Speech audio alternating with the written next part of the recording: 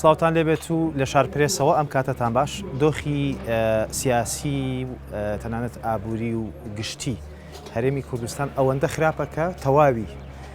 دیدار و چاوپێکەوتن و دانیشتن و گفتوگۆکان ئەچیتە هەر شوێنێک باسی خراپی دۆخی سیاسی هەرێمی کوردستان و ئەو مەترسیانەیە کە دەکرێت لە ئایندەی نزیکدا بێنە سەر هەرێمی کوردستان. من دەمەوێت باس لەو دۆخە بکەم گفتوگۆ بکەم لەبارەی دۆخی هەرێمی کوردستان لەگەڵ بەڕێز فەرهاد سەنگاوی. پێش بەرنامەکە بە کاک فەرهادم وت بە چ ناونیشانێک بدناسێنم ئەو سوور بوو لەسەرەوەی تەنیا ناوەکەی خۆی بڵێم. ئەوە دەکەمە یەکەم پرسیار بۆ گفتوگۆکەمان. کاک فەرهاد سڵاوت لێبێ بۆچی هیچ ناونیشانێکت نییە تەنیا ناوەکەی خۆت؟ ئەم کاتتان باش سپاسانەکەم. لە ڕاستیە لەبەرەوەی هەموو ناونیشانەکان ئەوەنە بەکارهێنراوە ناشرین بووە.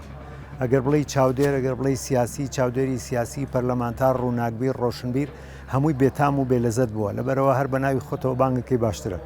زۆر باش. کاک فەرهاد دۆخی سیاسی هەرێمی کوردستان هەمومان دەزانین کە دۆخێکی ئاڵۆزە. پێچان وایە گەیشتنی هەرێمی کوردستان بەم دۆخە ئاڵۆزە خراپە. هۆکارەکانی چی؟ هۆکارەکانی ئەو دەسەڵاتە ناشرینەیە کە پێوترێ حکوومەتی هەرێم کە نابێ پێی بوترێ حکوومەتی هەرێم چونکە حکوومەتی 34 کەسە. ئەوە بۆتە هۆی ئەوەی کە هەرێم لاواز بێ، ئەوە بۆتەوەی کە هەموو هێزەکان لاواز بن، ئەوە بۆتە هۆی ئەوەی میلەتەکە لاواز بێ. لەبەرەوە لاوازیەکە گەڕێتەوە بۆ سەر حکوومەت یا سەرکردە یا سەرۆک وەکو سەر وایە بۆ لەش. ئەگەر سەر نەخۆش بوو لەش ئیشوکارەکانی خۆی پێجێبێجێ ناکرێ. نمونەیەکی زۆر بچووکت بدەمێ. کاتێک کە ئەو دەسەڵاتە ئەو ڕژیمە ناشرینە ئەکەوێتە تاڵانکردنی مڵک و ماڵی میلەتیش ئەکەوێتەوە تاڵانکردنی خۆی. یعنی ئێستا بۆچی هاوڵاتی ئەگە چێ شاخێکە سووتەی گوێ ناداتێ بۆچی ئەچێ ئەرزێک داگیرە کاڵێمە تەجاوزە و هی منە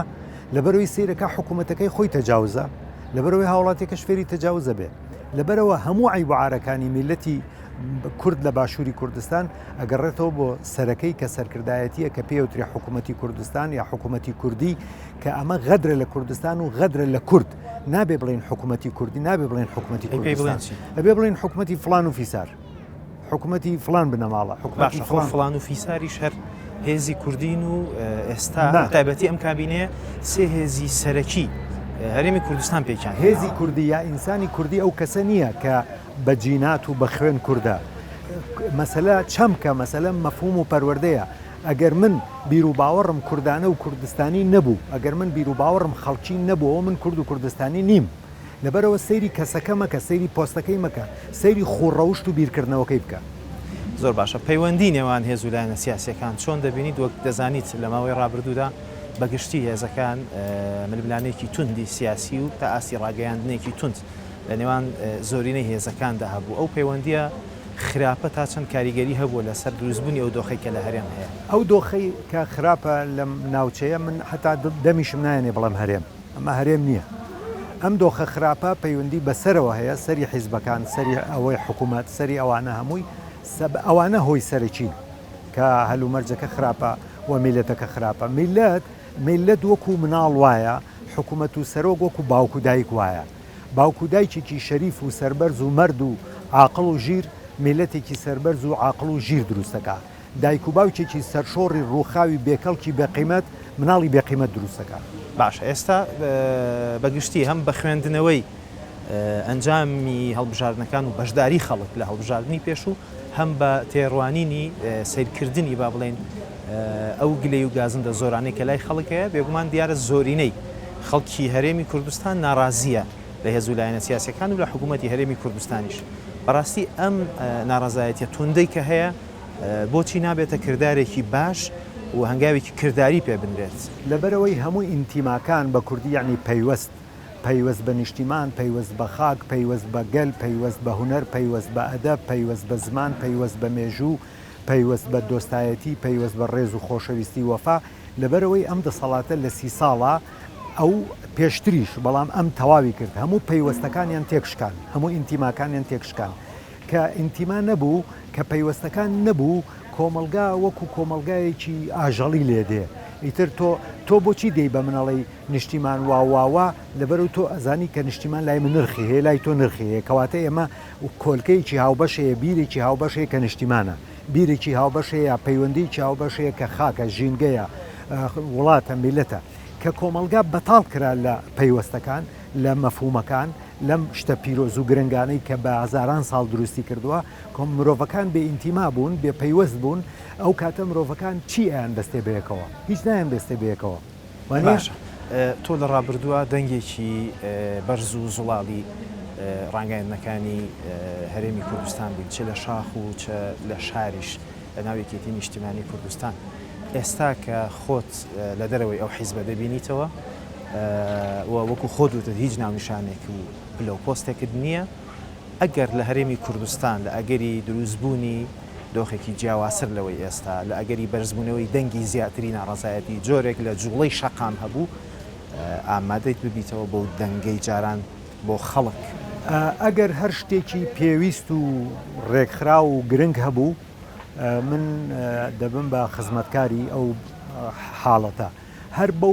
هەر لەو دیدەوە هەر لەو بۆچوونەوە من دڵسۆزترین یەکێتی بووم لەبەرەوەی یەکێتی پێم وابوو لە سەنگەری نیشتیمان و نەتەوە و خەڵکایە هەر لەو دیدەوە من پشتیوانی 15 ڕۆژ پشتیوانی بزوتنەوەی گۆڕانم کرد هەر لەو دیدەوە من بەشداری نەخێرم کرد و یەکەم نەخێریش بووم کە هەفتا شایەتمەیە لە هەولێر هەر لەو دیدەوە من پشتیوانی خەباتی باکوور ڕۆژهەڵات ڕۆژاواکەم هەر لەو دیدەوە ئێمە ڕۆشتین پشتیوانی هەدەپەمان کرد لە شارەکانی باکووری کوردستان گەڕین هەر لەو دیدەوە من چاوپێکەوتنەکەم بۆ چوون دی من شتی شخصیم نییە لەگەڵ هیچ حیزب ڕێکخرا و هیچ کەسێک و هیچ فکر و هیچ بۆچوونێک شتی شخصی تایبەتیم نییە ناڵە ناڵی من ناڕەزایی بوونی من لەسەر بەشی خۆم نییە بەڵام زۆر دژە پارتی دەرەکەوی پارتی لەبەروی زۆر دژی کوردم منیش مەجبورم زۆر دژی پارتی بوو بەڵام سەرکردەکانی پارتی دیموکراتی کوردستان زۆر بەڕوونی خۆیان بە نمایندەی قەزای کورد و هەرێمی کوردستان دەزانن ئەوە لە لاوازی حیزبەکانی ترە کە پارتی ئەتوانێت بڵێ من نوێنەری کوردم یا من دڵسۆزی کوردم ئەوە لە جێ چۆڵکردنی حیزبەکانی ترە کە پێگە و جێگەی خۆیان چۆڵ کرد و پارتی قسەی واکە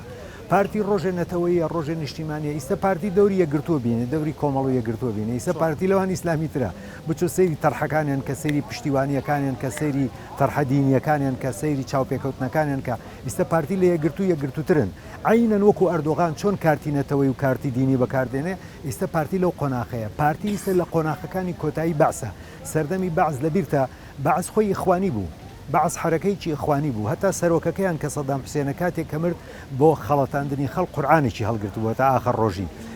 ئەمریدا حملەی ئیمانیان دروست کرد لە بەعسا حملەی ئیمانیان ڕاگەیان ئەبوو هەموو مەسئولینی بەعز نوێش بکەن هەموو باوەکەن نەخۆنەوە وانەکەن ئیستا پارتی لەو مەرحەلەیە خەریکا گاتە قۆناغەکەی کۆتایی بەعز حملەی ئیمانی و ئەتوانێت وەکو یەکگرت و کۆمەڵ قسە بکە پارتی ئیستا لە یەکگرت و کۆمەڵی ئیسلامی ترە ئەوە بچۆ لە سەرکردەکانی پارتی بپرسە بڵێ ئێوە عیب ناکەن حیزبێکی دیموکراتن ئەم هەموو یاریاکەن ئەم هەموو کارتە بەکاردێنن عینەن وەکو ئەردۆغان کارتی دینی و کارتی قومی من دژی دین نیم ڕێزم هەیە بۆ دین ئەوە بڕاوەتەوە چکاوە عەقیدەی کۆمەلگاکەمان و میلەتەکەمان ئەبێ ڕێز لە عەقیدەیان بگرین بەڵام یعنی چی تۆ حیزبێکی نیشتیمانی و نەتەوەییت ڕۆژێ یەکگرتوویت و ڕۆژێ داعشیت و ڕۆژێ بەعسیت و هەمویان لە بن باڵی خۆتا پێتان وایە حیزبە ئیسلامیەکان ناتوانن نەتەوەیی بن حیزبی ئیسلامی ئەوە ئارەزووی خۆیانە ناتوانن نەتەوەی بن چکەوە دروشمی خۆیانەوە ئەوان خەباتەکەن بۆ بەهشت و قیتار و پاس و سیارە و تیارێنێنەوە خەڵک بارەکەن بچێ بۆ باشت ئەوە ئارەزووی خۆیانە حەقی خۆیانە بەڵام حیزبێکی نیشتیمانی کاڵێ من نیشتیمانیم کاڵێ من عیلمانیم کاڵێ من دموکراتم کاڵێ من سۆشیال دموکراتم چیەتی لە بەکارهێنانی دروشمی دینی واتە لە هەرێمی کوردستان کێشەی فکریشمان هەیە ئێمە لە کوردستان کێشەی ئەساسیمان کێشەی فکرە بەتاڵبوونی حیزبەکان لە بیر و باوەڕ کێشەی فکرە ڕوخانی سەرکردەکان بەرەو پارە و بەرەو ژن و بەرەو مناڵ کێشەی فکرە خۆژن و پارە و مناڵ سەرکردەکانی وێران کردووە سەرکردەکان هەموو لە گەنجە کە ژن و پارە و مناڵیان نەبوو هەموو شۆڕژگێر بوون و خۆیان بە کوشتەدا بەڵام کە پیرە بن ژن و پارە و مناڵ پەیدا بێ اینجا ڕوخێن لەبەرەوە ئەسڵەن کێشەی هەموو ئینسانەکان کێشەی فکرە جیاوازی ئینسانەکان جیاوازی فکرە زۆر باشە دەمەوێت سەرنجت لەبارەی لەشکر کێشیەکانی سوپای تورکیاوە بزانم وەک دەزانی بە قوڵایی و درێژایی سەدان و دەیان کیلۆمەتر هاتوۆتە ناو خاکی هەرێمی کوردستانەوە بێدەنگیەک لەسەر ئاستی فەرمی هێز و لایەنە سیاسیەکان هەیە جیاواز لە میدیا سێبەرەکانیان بێدەنگیەک هەیە کە لەسەر ئاستی فەرمی هیچ هێزێکی سیاسی بە فەرمی هەڵوێستی ڕوون نییە بەرامبەر بەمە پێتان وایە ئەمە هۆکارەکەی چییە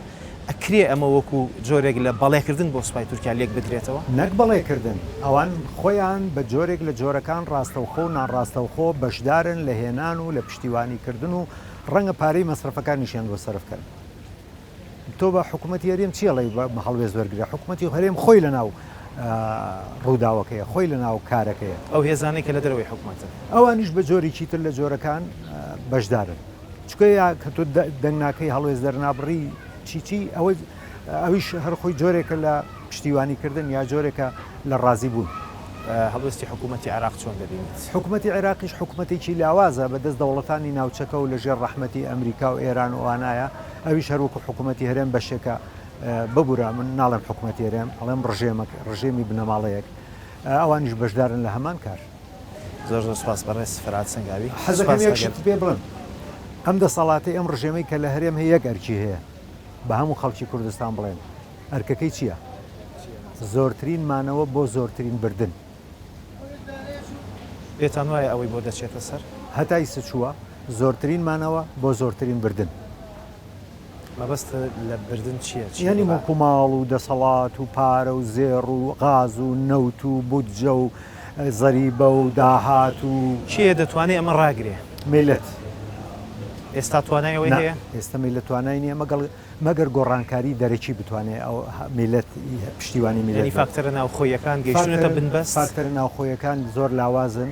زۆر نەخۆشن زۆر بێکەس و بێبەرنامن باشە لەسەر ئاسی هەرێمایەتی و تەنانەت نێودەوڵەتیش هێشتا بە شێوەیەکی فەرمی مامەڵە لەگەڵ پارتی و یەکێتی دەکرێت کەواتە ئەی فاکتەرە دەرەکیەکان چۆن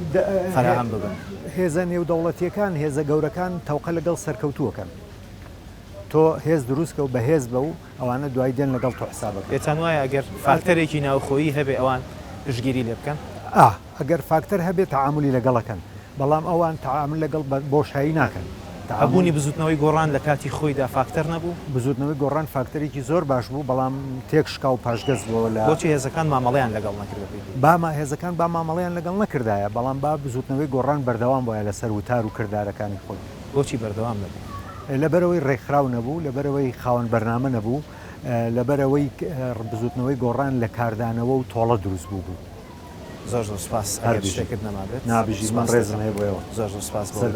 سپاس بۆ ئێوەش بینەرانی بەڕێ سەر شاد بن کاتێکی خۆشفاتان لەگەڵ بێت.